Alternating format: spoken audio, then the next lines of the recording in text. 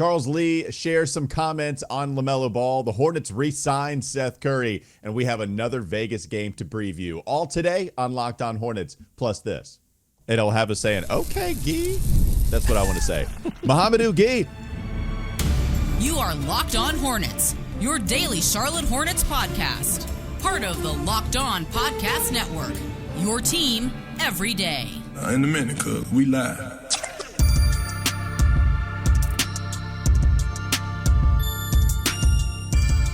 It's Locked On Hornets, part of the Locked On Podcast Network. It's your team every day. Thanks for making us your first listen. We're free and available anywhere you get your podcast, and that includes YouTube. Today's episode, it is brought to you by FanDuel. You can make every moment more. As playoffs wind down, the sports stop sporting like we want them to, but this summer, FanDuel is hooking up all customers with a boost or a bonus daily. That's right, there's something for everyone every day, all summer long. Visit FanDuel.com to get started. There's Doug Branson. Find him on his Substack, everyhornetsboxscore.com. I don't think you're going to be able to see him do a various form of the Cabbage Patch, but you can still read his Hornets content at everyhornetsboxscore.com. Which I was just doing a moment ago for those that are just listening to the show.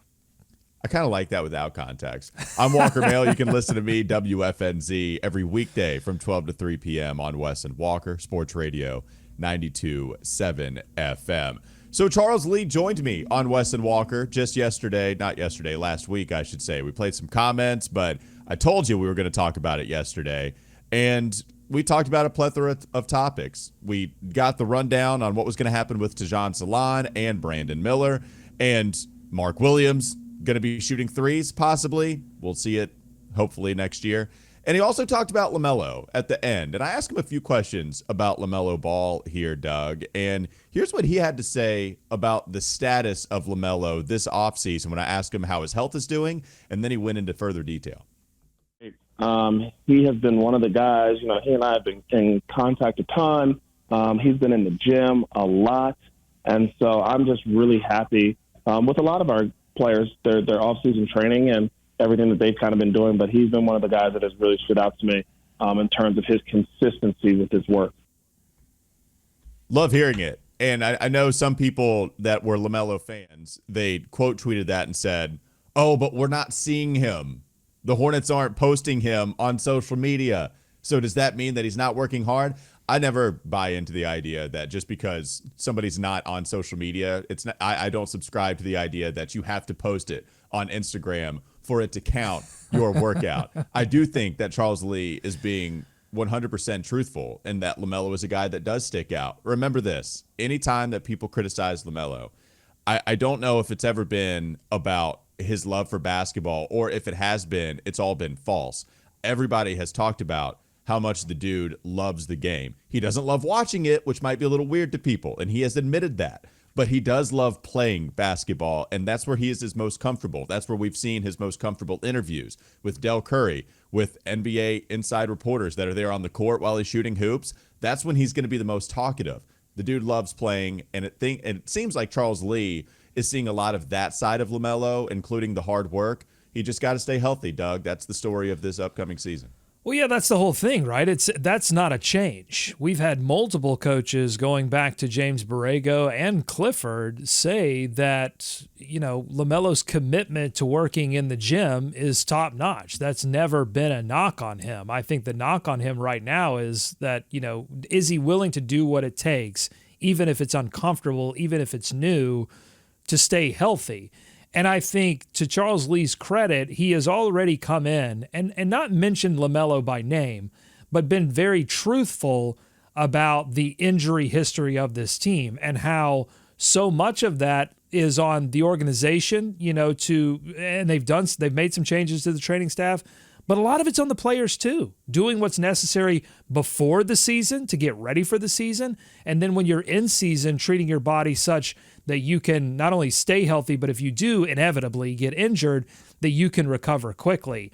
And so he's been honest about that. And I think he's been honest about a couple of other things as well. So I think that Charles Lee, unlike Clifford before him, has a little bit more, I would say, leeway, if you will, some Charles leeway, some cachet to make some criticisms of LaMelo that maybe Clifford, because look, Clifford came in as like the sort of caretaker, after the Kenny Atkinson debacle. It wasn't like Clifford was some kind of high-profile hire with championship experience. So I think Clifford did have to be a little bit more political, and you had to consider that they were working on extending LaMelo as well to the max contract. Well, all of that's it. Look, the money's already been given out. And so now I think there can be a little bit more pressure put on LaMelo and a lot of these players to continue to get better. Well, and the dude's played barely over 50 games the last 2 seasons. Oh, yeah, that too.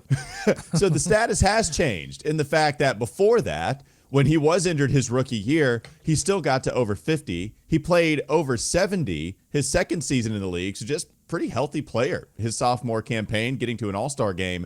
And then after that, the last half of his career so far, the dude has barely played over 50. So everything has changed surrounding LaMelo. Like the reputation, according to a lot of Hornets fans, whether it's the health status, because, overall, like 50 and 70, it's not terrible the first 2 seasons. It's been the last 2 with a lot of different ankle injuries. And then, of course, is LaMelo doing everything he can to make sure he doesn't suffer another ankle injury? We know that he likes to work hard and be on the court constantly. We have the story from Mitch Kupchak on draft night, where they go out to dinner, and then LaMelo's like, hey, do you know of a gym? Like, can we go to the Hornets facility? I don't think they could do that at that time, but they found a gym for him to get some shots up. Like, that was the story. This guy can't stop working hard. So hopefully that continues.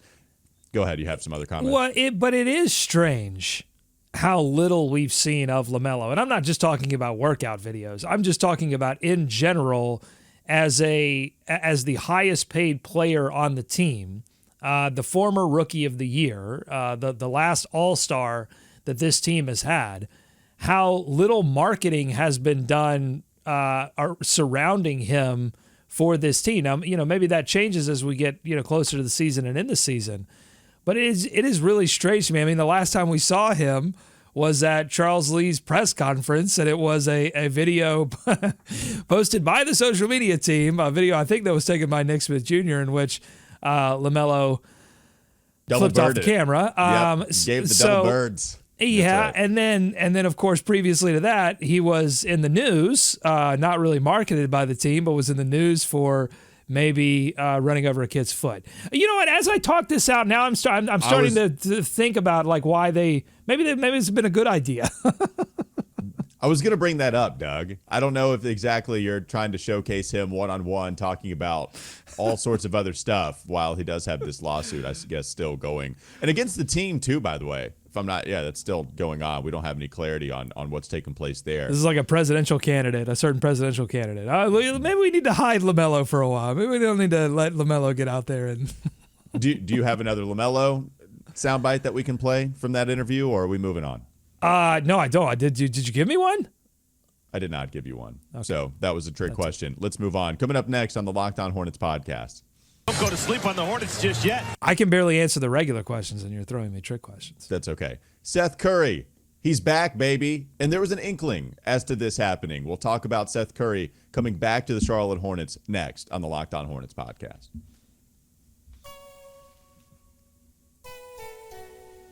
This episode is brought to you by eBay Motors. Passion, drive, and patience. The formula for winning championships is also what keeps your ride or die alive. eBay Motors has everything you need to maintain your vehicle and level it up to peak performance. Superchargers, roof racks, exhaust kits, LED headlights, and more. Whether you're into speed, power, or style, eBay Motors has you covered. With over 122 million parts for your number one ride or die, you'll always find exactly what you're looking for. And with eBay Guaranteed Fit, your part is guaranteed to fit your ride every time, or you get your money back. Because with eBay Motors, you're burning rubber, not cash. With all the parts you need at the prices you want, it's easy to make your car the MVP and bring home huge wins. Keep your ride or die alive at ebaymotors.com. Eligible items only. Exclusions apply. eBay Guaranteed Fit only available to U.S. customers. More Locked On Hornets ahead. I know one soundbite you do have, though, Doug, because at the beginning of the interview with Charles Lee on Friday, I told him we were celebrating the California Classic title. And And the it one that didn't they matter. didn't give us. We're celebrating titles that they didn't give us. That's right. We are, again, I have made the comparison to UCF when they were undefeated and they did not get picked to compete for a championship, and then they would beat Auburn in a bowl game, so they finish the season undefeated and they don't get awarded a championship, but they throw a parade anyway. That is us for the California Classic, despite the Classic giving the title to the Warriors. I said They that have to enough Charles. time. By the way, the Golden State Warriors have enough titles. Apparently they have it's like enough. this They're hanging California banners. thing. Yeah, I don't They've know. got cases full of championships. Come on. Where do they put that? Like, where does the California Classic trophy go in San Francisco? We'd put it somewhere here in Charlotte anyways. So, yeah, they get the trophy, but we earned it. We went undefeated as well. And I told Charles Lee that we were celebrating that. Here's what he had to say. I appreciate you guys celebrating that championship. It'll prepare you for, as we continue to build, what the championship celebration is going to look like in Charlotte. Yeah. Yes. Everybody is feeling Can you this, dude. feel it? That's, oh, man, the WFNZ text line. Loved it. People loved that soundbite, and we were just getting started. We didn't even get to the juicy stuff, the informative stuff. It was just him thanking us for celebrating that title because we. I love a little used to it. rah-rah. I mean, when is the last time this organization has had someone at the helm that can give us a little rah-rah? Give us some rah-rah, baby. That's what I want. Seth Curry, does he give you some rah-rah? I don't know. We can talk about it. He's back with the Charlotte Hornets on a one-year deal. Remember, Seth Curry had actually been waived, and there was a hypothesis out there that he could come back and just play on a cheaper contract with the Hornets. And so he did agree to a new deal with the Hornets. My light went out. Goodness gracious. Hopefully that doesn't happen with Seth Curry. The light is still in Seth Curry as he comes back. We liked him. Didn't play very much, Doug. Only appeared in 8 contests for the Hornets just last season after the trade deadline.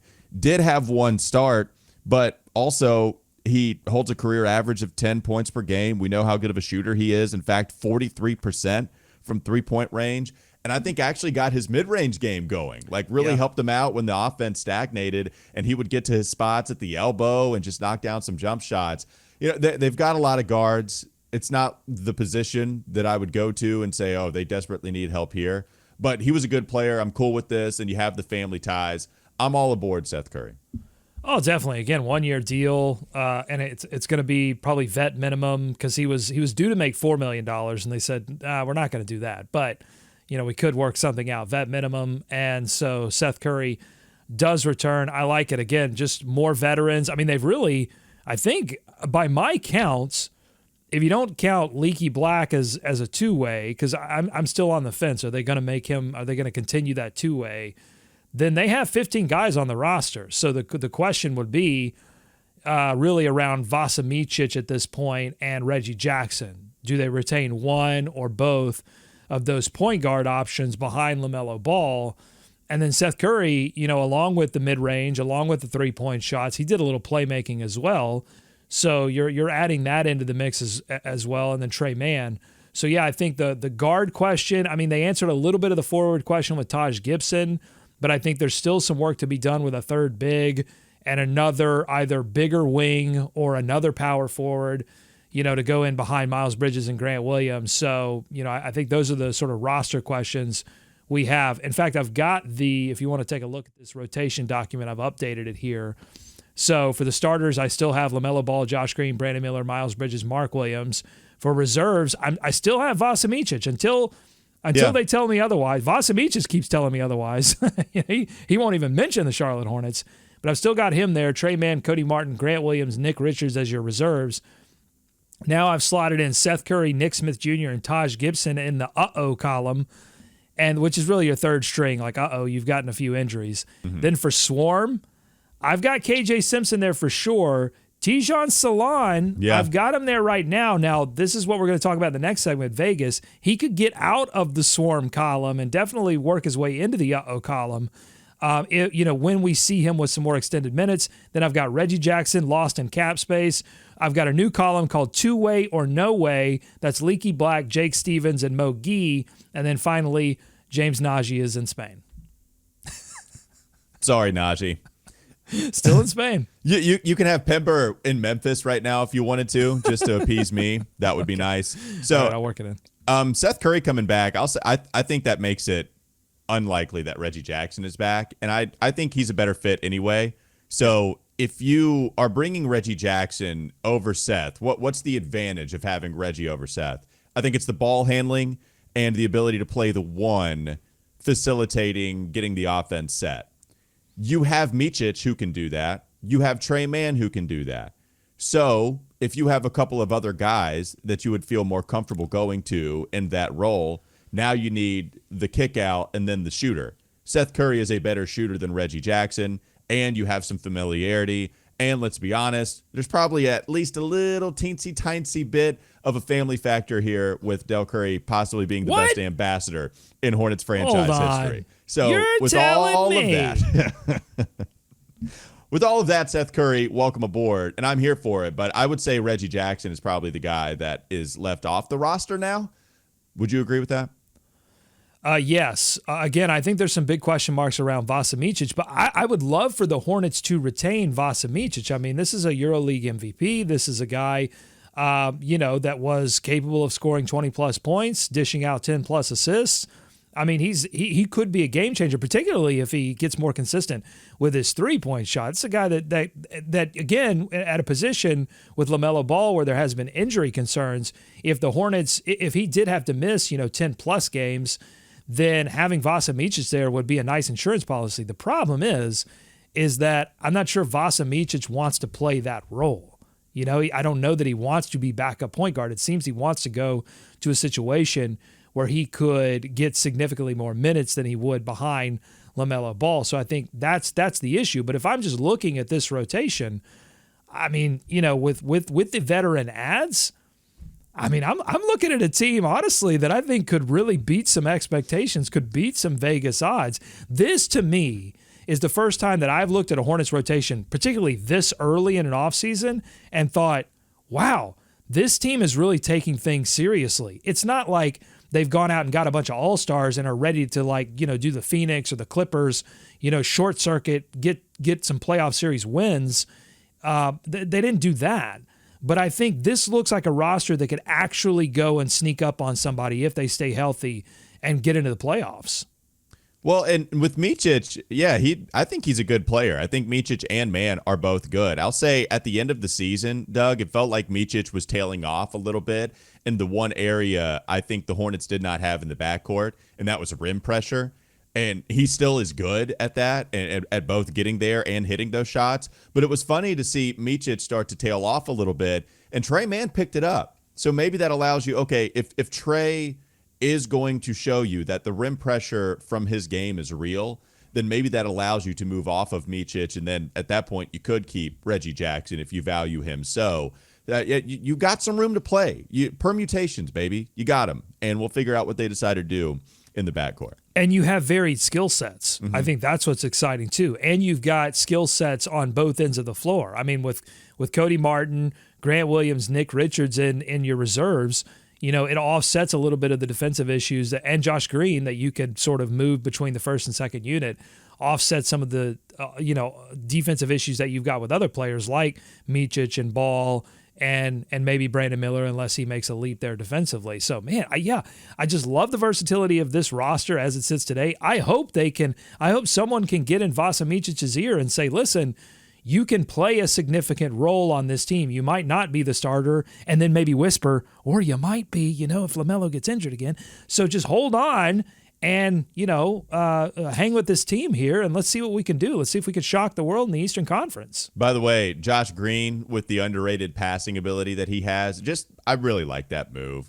Nice job by the Hornets to just get in on the Josh Green sweepstakes. Say, if you're going to throw him away because you want Klay Thompson, we will gladly take him, and we will give you, just 2 second-round picks, and that's it. And you lose a little passing from Micic and maybe not so much Mann, to be honest with you, although I think he is a good passer.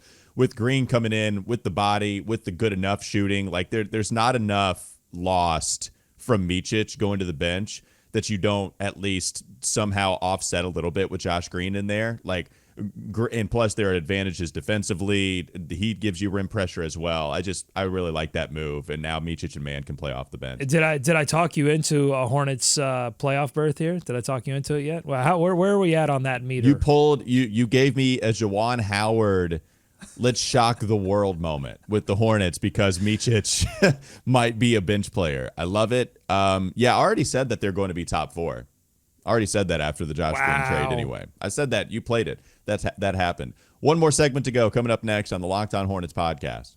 Don't go to sleep on the Hornets just yet. We'll dive into a little bit more here of the Hornets, maybe some finishing rotation thoughts. The right gi.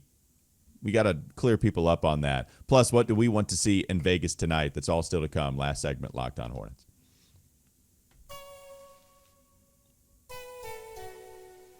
This episode is brought to you by FanDuel. I love sports. I love them so much. I never really want them to stop. But as the playoffs are over in the NBA, we do get fewer games in the association and the sports. Well, they're not sporting like I want them to. Despite some people not liking that phrase, you can't argue it. The sports are not sporting like we want them to. But they're about to. Let me just tell you, I'm on the website right now. I'm looking at men's hammer throw for the Olympics that are coming up. I've got odds on that. I've got odds on handball, discus throw.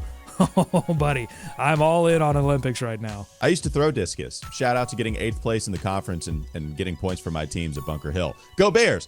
FanDuel, it lets me keep the sports going whenever I want to. All I have to do is open up the app and dream up bets anytime I'm in the mood. And this summer, FanDuel is hooking up all customers with a boost or a bonus daily. That's right. There's something for everyone, every day, all summer long. So head over to FanDuel.com. Start making the most of your summer. FanDuel, the official sports betting partner of Major League Baseball. I don't think they are the official sports betting partner of discus throw, but they are. Maybe you can bet darts, though. PDC World Match Play. Who you got? Gerwin Price at -188, or are you taking the underdog, Ross Smith, at +152? Ross Smith sounds like somebody that has been practicing for this moment in the local bar every single day of his life. Give me Ross Smith. You gotta bet the darts. 180. Ross Smith, perfect score. One more segment to go. Locked On Hornets.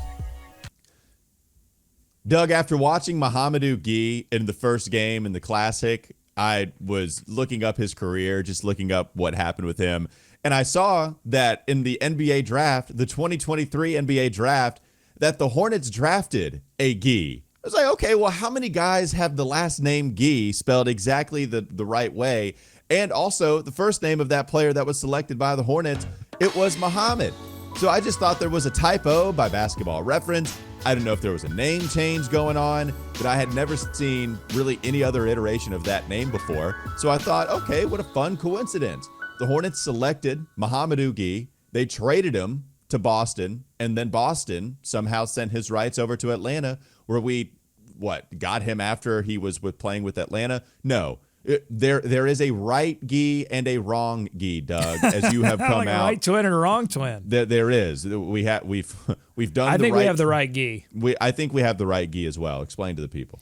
All right. So Muhammad Gueye was the Gueye that was a part of the Hornets trade. Mahamadou Gueye was part of the Raptors organization that the Hornets brought into their summer league. I think the confusion happened when Gueye got hurt, when the right Gueye got hurt. Then the Muhammad Gueye started showing up on the radar in summer league for the Atlanta Hawks, and I think a lot of fans were going, hey, wait a minute, I thought he was injured. Did he not? This is a classic Steve Stevens situation that we have on our hands here.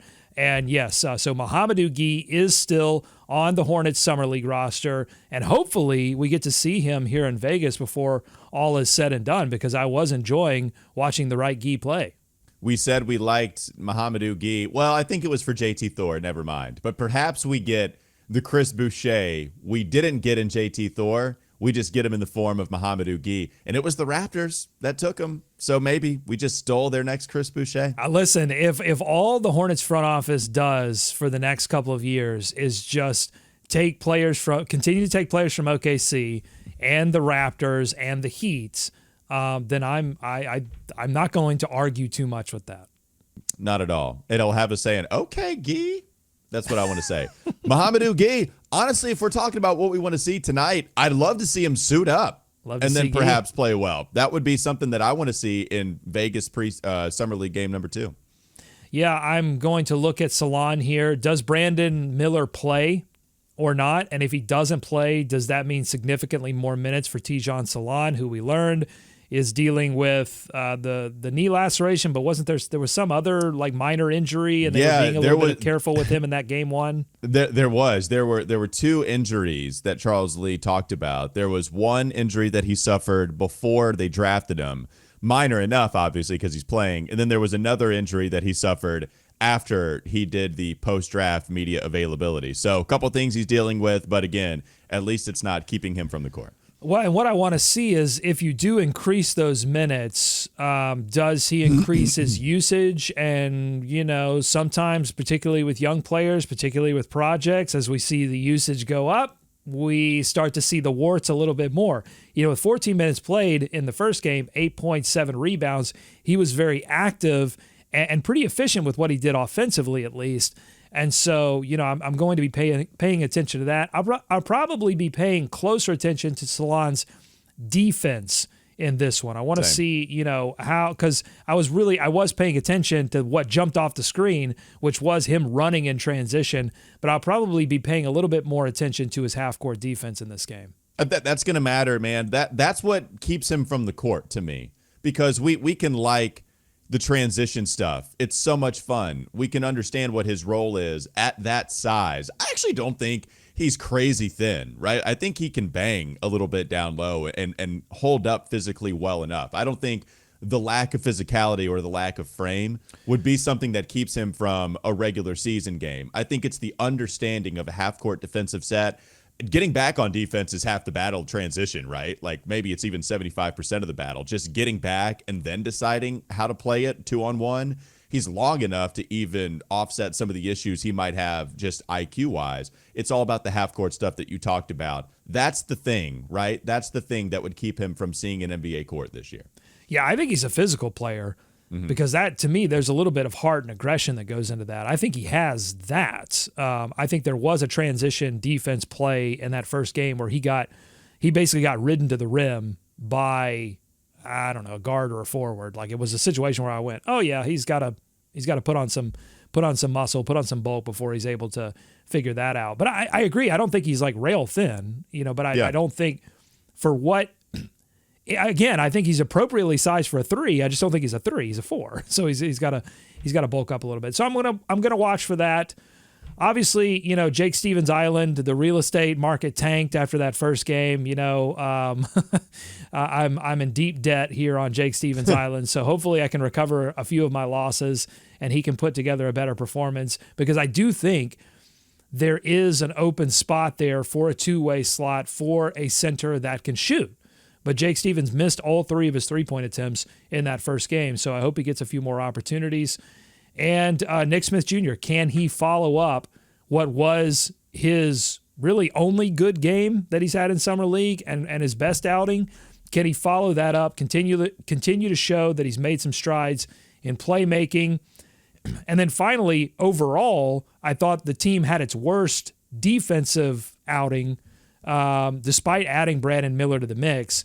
They were great defensively in Cali, and then moving to Vegas, they slipped a little bit against the Knicks. So as they go up against Denver, I want to see them lock it down a little bit with Longstaff at the helm as opposed to Lee.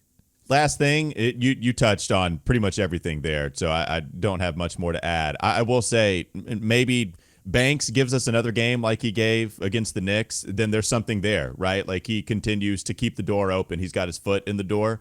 If Stevens isn't hitting shots and isn't physically rebounding, and Banks is out there blocking shots and playing physical and just having his nice floater working on pick and pop like 10 feet out from the rim situation, then he's got his foot stuck in the door before you can slam it. And like maybe, just maybe he can, you know, if it's not here, if Guy is healthy, he gets the two-way. You keep Leaky on one, you give it to whoever else, right? Banks is playing for another spot. But I liked what I saw from Banks in the last game. So just keep playing well enough, and maybe that's another thing to pay attention to. I did too, and he outplayed Jake Stevens. And I would think if you're looking towards like the training camp roster, the Exhibit 10 offers that they're going to hand out, then Banks is in a competition probably, unless Guy is like seriously hurt and there's just no chance and he's going to miss like, you know, some significant amount of time, then I think there is a battle between Stevens and Banks for one of those training camp slots, because I'm not sure that they would bring all three of those centers to the mix. So Banks is definitely playing for something.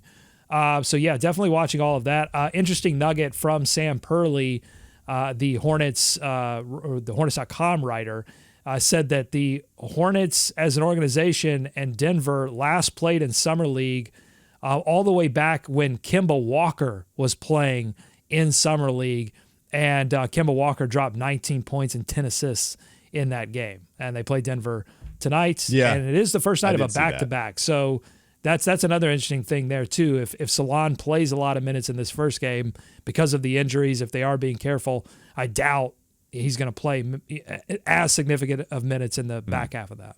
Oh, man. Do we have too many point guards and too many centers? It's a beautiful day in Hornets land. Absolutely love it. I'm telling you, it's as if Lee and Jeff Peterson, they got here and they said, give me a list of everything that this organization has done over the past couple of years. And they went, okay, do the exact opposite. Let's go in an exact opposite direction. And I love it. And I'm getting excited. And he's talking championships. And this guy has won a championship. Woo! Doug is titillated again. I'm titillated. He's titillated. That'll do it for Locked On Hornets. Thanks for making us your first listen. We're free and available anywhere you get your pods. That does include YouTube. Subscribe, like the channel, tell a friend, all that stuff. Also tell a friend about everyhornetsboxscore.com. Doug Branson, the curator of that Substack. There you can also find his subtext information. I'm Walker Mail. Listen to Wes and Walker on Sports Radio 92.7 WFNZ every weekday from 12 to 3 p.m. Have a great rest of your day. We'll be back with you tomorrow.